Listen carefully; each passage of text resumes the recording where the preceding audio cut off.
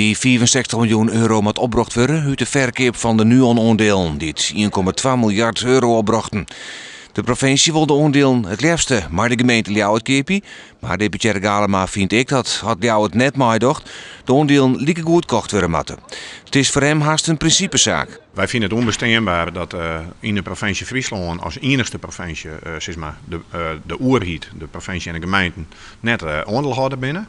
En dat is om reden dat water een eerste levensbehoefte is, dat maar voedselveiligheid en dat soort zaken volgens de gezondheid te maken heeft. En daar heeft de oerhiet gewoon bij te zitten. En dus willen wij die stap maken. Je hebt iets wie in de Friese gemeente een aandeelhouder van Fietens, maar dat is nou net meer zo.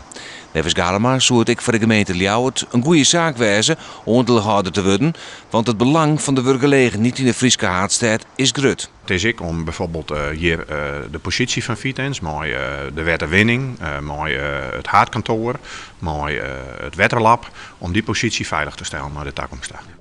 In juni komt er een vaststel naar de steden. Fietens het al onjoen maaiwerkje te volgen.